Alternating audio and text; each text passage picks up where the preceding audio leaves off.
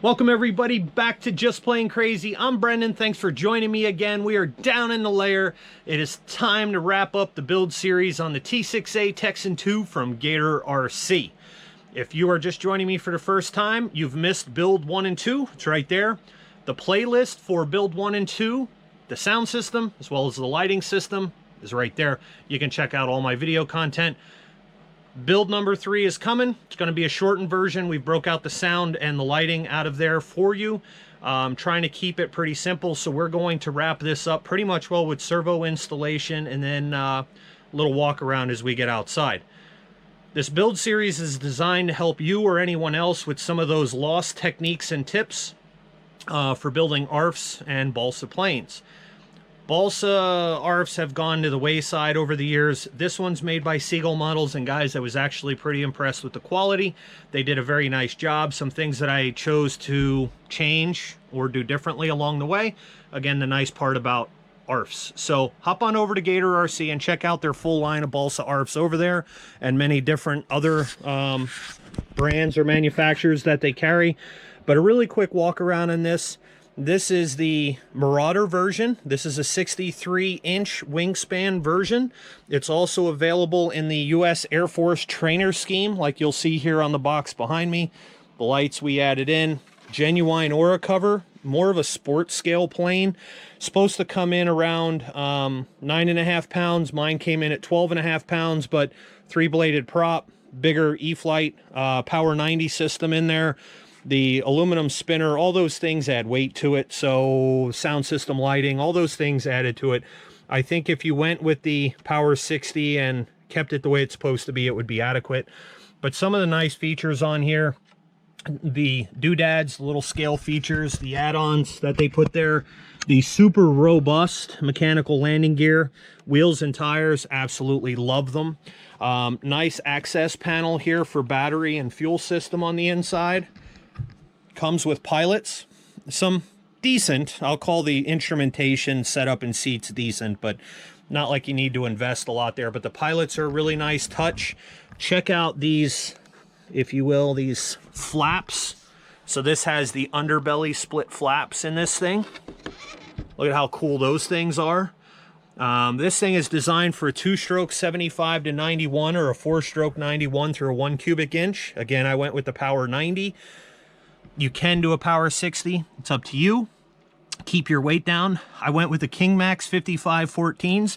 If you guys are looking for a really nice economically based servo, these things are digital, dual ball bearing, steel gear, 184 inch ounces is 7.2 volts with a 0.09 transit time. We're running a Jeti radio system in this, if you will. But what a very cool plane. Super happy that I built this. The wings are all solid sheeted with the exception of a very small section right there. Sides are all solid, just very well built. Couple things that we did differently throughout the manual, but more or less followed it. I found the instructions in this overall to be decent to guide you along the way if you've never built one before. And again, this video series, although not all inclusive, is designed to help fill in some of the gaps with those tricks, tips, techniques that you may not know. So we all learn something along the way. I learned something on this build, and I will in every build that I do.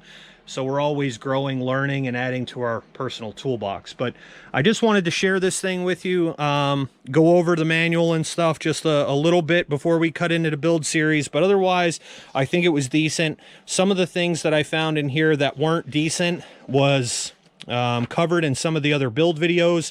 And then as we got here to the end, I really think the big one that was lacking here was there are no throw recommendations for the flaps. So I will figure those out for you when we do the maiden on this and give you some specifications in case this is the model that you are actually looking at to help you with that. We went with the manufacturer's recommended CG. But short of that, I think it was a very decent build, and I was quite surprised by the way it turned out. So I think it's stunning, nice showpiece. But anyway, let's get over into build 3. I thank you guys for joining me. Hop over to www.gator-rc.com to check out their full line of Balsa ARFs, davesrce.com. So check out all of his lighting systems, and as always, Mr. RC Sound for sound systems, cutting edge, state-of-the-art coolness right there. But anyway, check out the merch store down in the description below, and links to all the stuff that I put into this plane. Eflite, Power 90, Power 60, all that stuff is available through Gator, as well as don't forget about our Facebook and Instagram Just Plain Crazy pages. If you want more information or inside, we got cool projects coming up. Hop on over there and check that stuff out as well.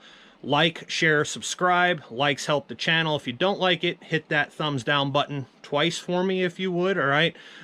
Make sure you select the bell notification and click all so you get made aware of all of my content. But it's been a blast covering this with you guys. Let's get into build 3. Thanks again. Happy flights. Peace out. Check this out, guys. Quick tip. We cycle all servos, I don't care who makes them, before they go into the plane, because we don't like maiden failures. If a servo is ever going to be bad or fail, it's going to do so very quickly after it's first put into use. So these are the new KingMax 5514s, new for me anyway, let me put it that way.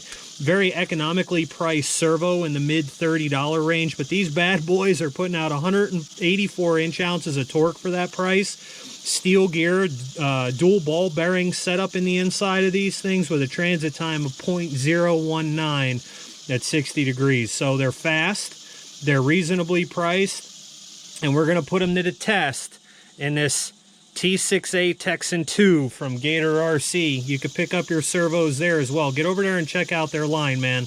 They got a cool selection of Balsa ARFs and a really nice selection of servos. Check them out.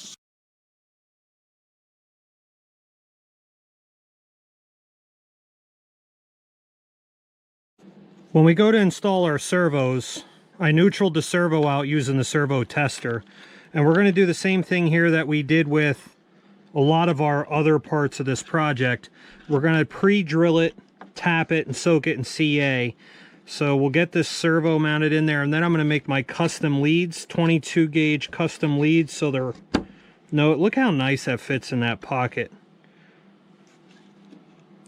I'm telling you, I've really developed a affinity here for the Seagull models, and I'm really happy I picked one of these up. I really like this thing. I think it's pretty decent quality, and the build is pretty good.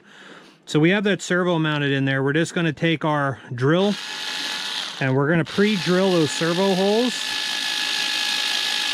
Again, I know everyone's going to, well, why don't you get a drill that drills faster? Well, then you go drilling into stuff you don't want to drill into. So this is slow, which I like. It's more controlled as it goes in. So we're going to drill those 4 pockets. And this thing is the absolute perfect size for servos. Look at that. Pop my drill bit off. Come on.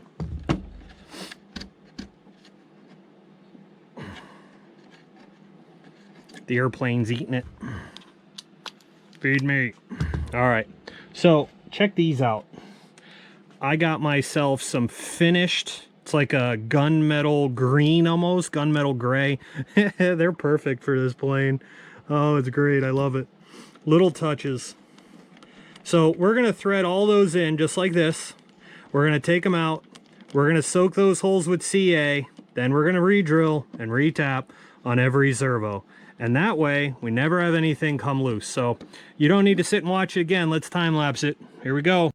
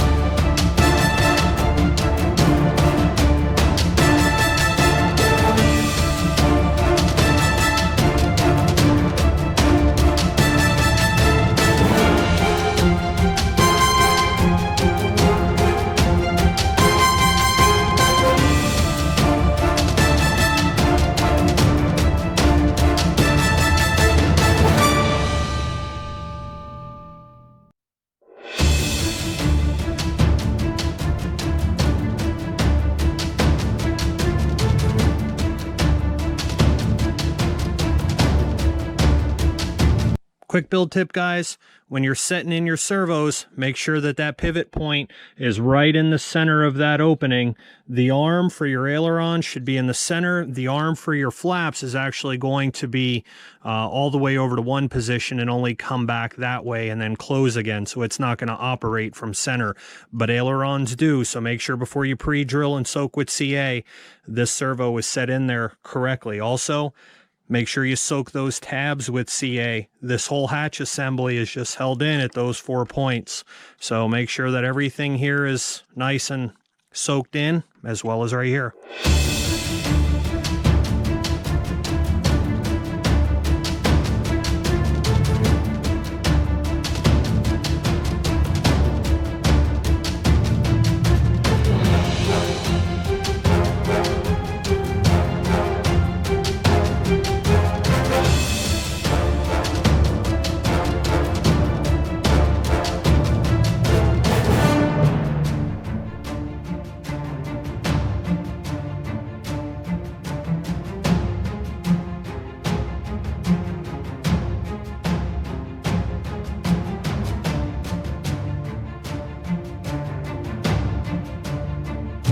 All right, guys, quick build tip here for you. When it comes down to making the control linkage for this Texan II, this end, the threaded end, screws into the clevis. The other end has to connect to your servo arm. They want you to use the provided white clevises, these white clips, retaining clips, and they work just fine.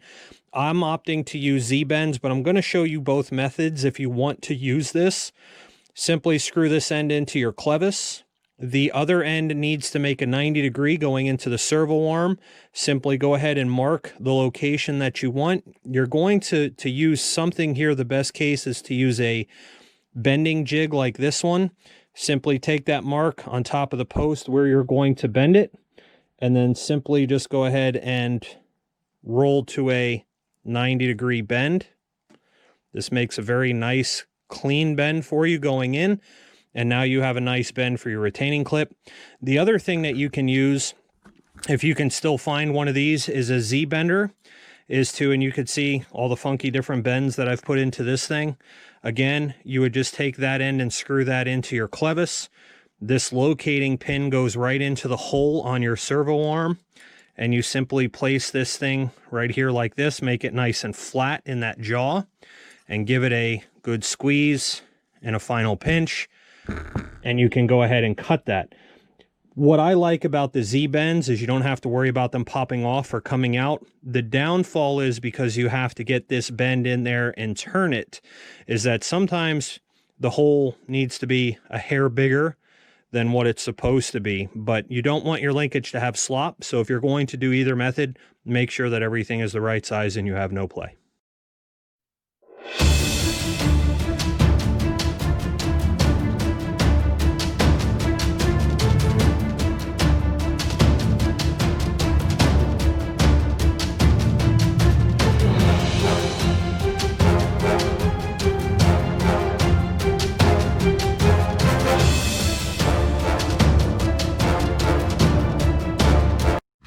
There you go, guys. Check out my retaining system. So this is a rearward lock system. I'm just going to click that onto there. I guess we should put the front one on first. And get that back one clicked in. There. And then we just slide that thing back. And now it's all locked into place. Super strong. Just like they do on the back, I guess, power outlet strips or whatever. Look at how amazing that thing's going to look. And then our LEDs will fit there, and if we ever need to, slide it forward and take it off. Love it.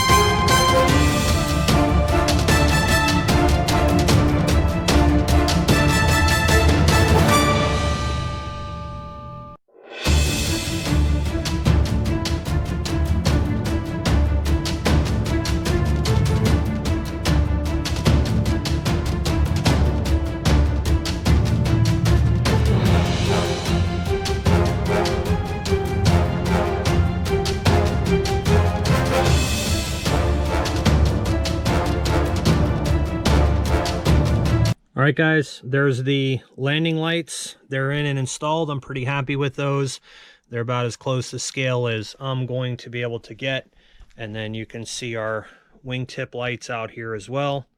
Those turned out really clean and look really nice. These things, if we shut them off, I'll show you what those look like. So there's our mounted housings, literally just glued down into the wing surface. And then we tucked our wiring right up behind. So I think that looks good, looks clean. And then when we come around, fish our wires through here. Here you can see there's our control board, and we are going to have it in a harness just like our wing is, so that way we can go ahead and just disconnect this right from the plane. That portion will stay down into the plane, and then this part of our harness stays tucked in where you won't be able to see it. So anyway, it's time to get that part mounted in the fuselage. We literally have one more light to cut, and that is going to be our anti-collision beacon. There is really no beacon that I found on this plane for a top or a bottom, and I've been debating on where I want to put it. Although I think it will look nice on the top. The problem is that if we put it on the top, then we have to cut into the main fuselage stringer up there, and I don't like that idea, so we're going to opt for the bottom. Anyway, let's go grab it.